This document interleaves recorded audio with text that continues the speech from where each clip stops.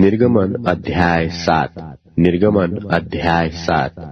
तब यहोवा ने मूसा से कहा, सुन, मैं तुझे फिरौन के लिए परमेश्वर सा ठहराता हूँ और तेरा भाई हारून तेरा नबी ठहरेगा।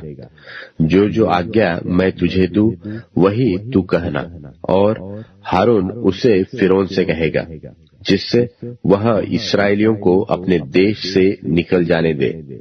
और मैं फिरौन के मन को कठोर कर दूंगा और अपने चिन्ह और चमत्कार मिस्र देश में बहुत से दिखाऊंगा, तो भी फिरौन तुम्हारी न सुनेगा। और मैं मिस्र देश पर अपना हाथ बढ़ाकर मिस्रियों को भारी दंड देकर अपनी सेना अर्थात अपनी इस्राएली प्रजा को मिस्र देश से निकाल लूंगा। और जब मैं मिस्र पर हाथ बढ़ाकर इस्राएलियों को उनके बीच से निकाल दूंगा, तब मिस्री जान लेंगे कि मैं यहोवा हूँ। तब मूसा और हारून ने यहोवा की आज्ञा के अनुसार ही किया। और जब मूसा और हारून फिरौन से बात करने लगे, तब मूसा तो 80 वर्ष का और हारून 83 वर्ष का था। फिर यहोवा ने मूसा और हारून से इस प्रकार कहा कि जब फिरौन तुमसे कहे कि अपने प्रमाण का कोई चमत्कार दिखाओ, तब तू हारून से कहना कि अपनी लाठी को लेकर फिरौन के सामने डाल दे कि वह अजगर बन जाए। तब मूसा और हारून ने फिरौन के पास जाकर यहोवा की आज्ञा के अनुसार किया। और जब हारून ने अपनी लाठी को फिरौन और उसके कर्मचारियों के सामने डाल दिया, तब वह अजगर बन गया।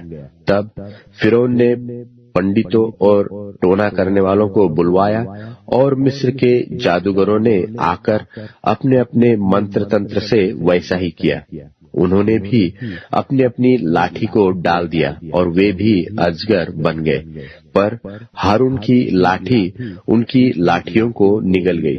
परंतु फिरौन का मन और हठीला हो गया, और यहोवा के वचन के अनुसार उसने मूसा और हारून की बातों को नहीं माना।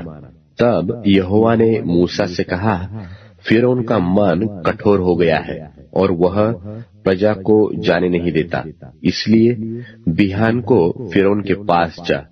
वह तो जल की ओर बाहर जाएगा, और जो लाठी सर्प बन गई थी उसको हाथ में लिए हुए नील नदी के तट पर उससे भेंट करने के लिए खड़ा रहना, और उससे इस प्रकार कहना कि इब्रियों के परमेश्वर यहोवा ने मुझे यह कहने के लिए तेरे पास भेजा है कि मेरी प्रजा के लोगों को जाने दे, कि जिससे वे जंगल में मेरी उपासना करें।